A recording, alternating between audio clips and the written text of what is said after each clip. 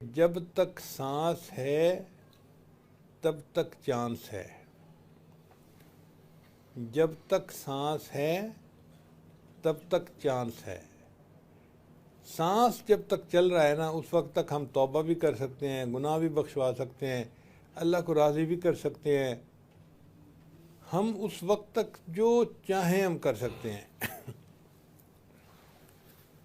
جیسے ٹیلی فون کے اندر بہت سارے میسیجز ہو جائیں تو ہم ڈیلیٹ کی بٹن دباتے ہیں اور سارے میسیج ختم. توبہ جو ہے یہ بھی ڈیلیٹ بٹن کی مانند ہے. ہم توبہ سچی کریں تو زندگی کے سارے گناہ معاف. بلکہ ایسا بھی پاسبل ہے کہ اللہ تعالیٰ گناہوں کو نیکیوں میں تبدیل فرما دیتے ہیں. مگر یہ سب کچھ موت سے پہلے ہے.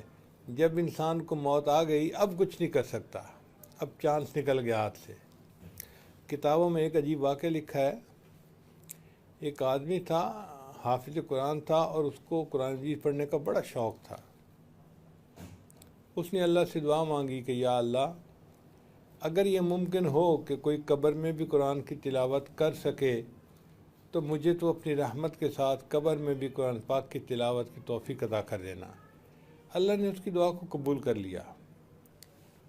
چنانچہ اس کی وفات ہو گئی.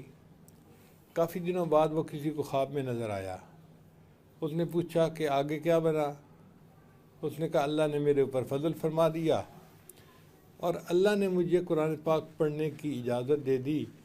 اب قبر میں نہ مجھے کھانا ہوتا ہے، نہ پینا ہوتا ہے، نہ سونا ہوتا ہے. میں ہر وقت وہاں بیٹھا قرآن کی تلاوت کرتا ہوں اور میں نے کتنے ہزار مرتبہ پورا قرآن مجید ختم کر لیا ہے. جب اس نے یہ بات سنائی نا کہ میں نے کتنی ہزار مرتبہ پورے قرآن پاک کی تلاوت کر لی ہے، تو خواب دیکھنے والا شخص بڑا حیران ہوا. کہتے اچھا تو نے اتنے ہزار مرتبہ وہ عمل کر لیا؟ تو وہ بندہ کہتا ہے کہ سن، میرے ساتھ بے شک ڈیل کر لے، اتنے ہزار قرآن پڑھنے کا عمل تو لے لے، اور جو ایک دفعہ آپ اپنی زندگی میں سبحان اللہ پڑھتے ہیں وہ اجر مجھے دے دے. چونکہ آپ زندہ ہیں، ایک دفعہ سبحان اللہ پڑھیں گے آپ کو اس کا اجر ملے گا، اور میں نے ہزاروں مرتبہ قرآن پڑھ لیا قبر میں، مجھے اس کا اجر نہیں ملے گا اس لیے کہ میں مر چکا ہوں.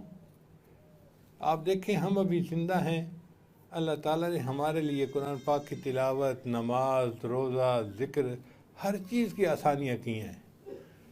تو ہمیں چاہیے کہ ہم پچھلے گناہوں سے سچی توبہ کریں اور آئندہ نیکی کی زندگی گزارنے کی کوشش کریں، اور نیکی میں بڑھ چڑھ کر بھاگ کے نیکی کریں. لوگوں سے چھپا کے نیکی کریں اللہ کے لیے، کیونکہ ہم نے اللہ کو دکھانا ہے. اور اس کے موقع بہت مل جاتے ہیں بندے کو. جتنا زیادہ نیکی کریں گے اتنا اللہ راضی ہو جائیں گے اور آخرت کی ہماری منزل آسان ہو جائے گی.